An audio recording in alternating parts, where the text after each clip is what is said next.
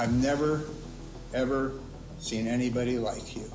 He claimed he murdered Lynch because she wouldn't allow him to see his infant son, who was at daycare at the time of the shootings. What you did to my daughter, Teresa Ann Marie Lynch, was evil, hateful, and despicable.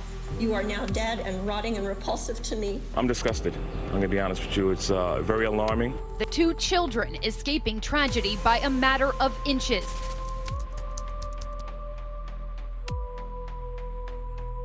John Spooner received a life sentence without the chance of parole, a penalty deemed appropriate by Milwaukee County Circuit Judge Jeffrey A. He committed the horrific, egregious crime of murdering a 13-year-old neighbor. I want him to be held accountable for what he did to my son, Darius Simmons. I want him to have life in prison. He showed no remorse.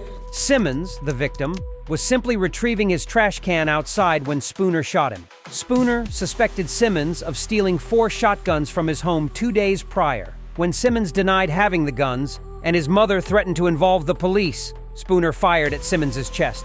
He attempted to shoot him again, but missed, and on the 3rd attempt, his firearm malfunctioned. Subsequently, police searched the victim's residence but found none of the missing shotguns. During his sentencing, Spooner addressed the court, expressing his frustration over the stolen guns. He also remarked on the peculiarity that his surveillance cameras captured his altercation with Simmons, but failed to identify the intruder who had broken into his home 2 days prior. It's a stark and cruel reality that he resorted to violence against a teenager over the theft of firearms. Ms. Larry, she knew those kids were going to rob my house.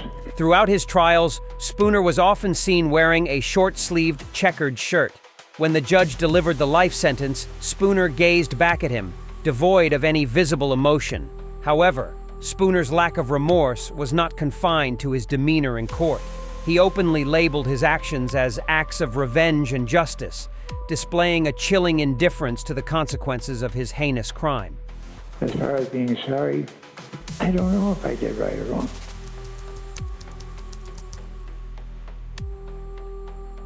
Switching our attention from John Spooner's dark deeds, let's delve into the unforgivable actions of Terrell Webster. Webster was found guilty of 2 counts of homicide and 1 count of possessing a weapon. Webster used a firearm to fatally shoot Grover Cleveland Watson Jr., aged 47, on Osage Avenue in East Price Hill in April 2012.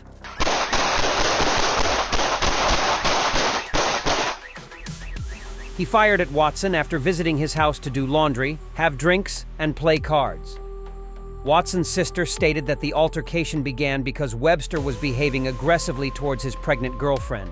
Webster was apprehended by the police on the same day he murdered Watson, with the assistance of a specialized team known as the Southwest Ohio Fugitive Apprehension Strike Team.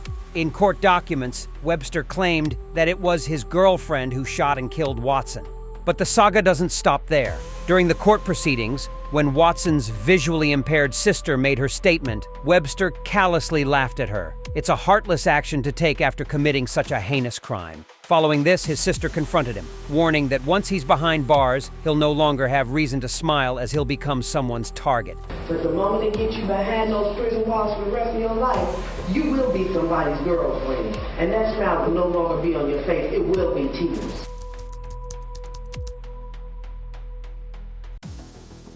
Can you imagine a troubled adolescent who's committed a serious crime? It might seem unlikely, but consider Michael Richard Swanson, a 17-year-old from St. Louis Park.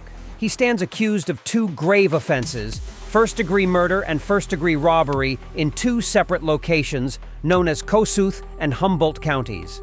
Swanson entered the Crossroads gas station on U.S. Highway 18 in Algona. Wearing a ski mask, he demanded money and cigarettes from the 47-year-old clerk, Vicki Bowman Hall. Despite her compliance, Swanson shot her, and fatally shot 61-year-old clerk Sheila Myers, who died instantly. Swanson was driving a Jeep Grand Cherokee when he was apprehended at a McDonald's in Webster City, about 60 miles from the first shooting. The teenager confessed to deliberately shooting both clerks to prevent them from calling the police or identifying him. I just thought sounds like if I can find somewhere to hide and go to sleep, and the next morning I'll probably be out of Iowa in like an hour or something.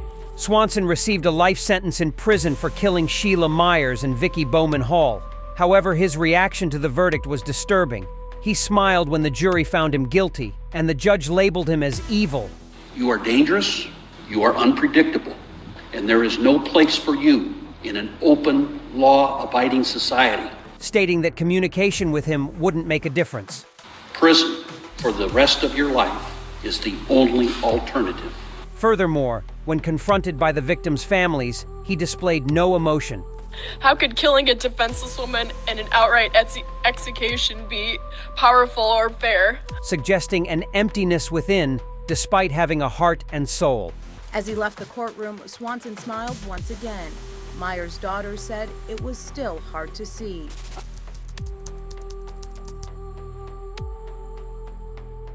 Now, meet Randall Moore, a man who showed no remorse for his heinous deeds. I have not 1 ounce of remorse for Tresian's death. In 2009, on November 11th, Moore did terrible things to his estranged wife. He kidnapped, raped, and murdered her. He also hurt a police officer named Todd Rowland when he came to help after hearing someone calling for help from the apartment where Moore and his wife used to live. Judge Novak sentenced Moore to 3 consecutive life sentences for the murder of Tresanne Lynch. Additionally, he imposed a 25-year prison term for the shooting of Officer Rowland. Novak aimed to ensure that Moore comprehended the gravity of his offenses and the blatant disregard he displayed for the law. Just tremendous relief that he is getting the justice that he deserves. Thus ordering that these penalties be served consecutively. During the opportunity to speak before his sentencing, Moore spoke for over 10 minutes, attempting to justify why he killed the mother of his son. Turning to face the Lynch family seated behind him, he uttered words filled with anger and resentment. Read the journal she wrote. She hated you. She hated you. You're a loser. Moore felt no remorse whatsoever for what happened to Tresanne.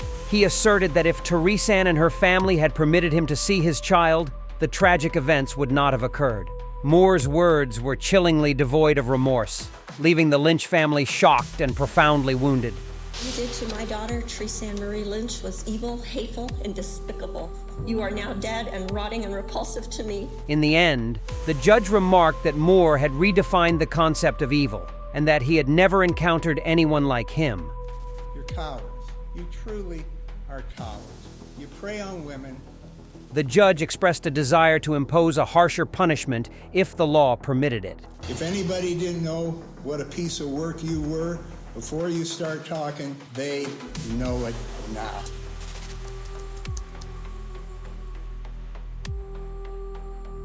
Get ready for a shock that'll seriously make you question the goodness in people as we uncover the dark truth behind Danta Wright's horrendous crime. 2 children escaping tragedy by a matter of inches. Wright's looking at 23 to 50 years in the slammer for offing Clee. You can see the 10-year-old little girl shielding her 5-year-old brother as the suspect sprays bullets, striking his 24-year-old target in the back and both legs. He straight up confessed that he and 2 other buddies were trying to rip off 18-year-old Jordan Clee when things went south, and Clee got shot. During the whole court deal, Wright was grinning and even cracking up while the victim's family was pouring their hearts out. I mean, can you even wrap your head around that? It's like evil personified, right? The judge wasn't having any of it, though. Watching you sit there, smile and laugh and shake your head like this was no big deal. Seeing Wright sitting there, acting like nothing was wrong, the judge got seriously worried about the sentence being too soft. I'm very tempted to just say, I'm not going to accept this sentence agreement. We'll go to trial. They even warned that if Wright's found guilty of felony murder, he's looking at spending the rest of his days behind bars. And if you're convicted of felony murder, you'll go to prison for the rest of your life. That means you'll die there. That's what I'm tempted to do. Wright's lawyer apologized to the teenager, attributing his behavior to emotional struggles and suggesting that some individuals express fear through smiling. And some people display fear by smiling. Well, still, you can't justify this behavior after committing such a horrific crime. The video comes to an end, but the fight for justice continues. Don't forget to subscribe to the channel to stay connected for more updates.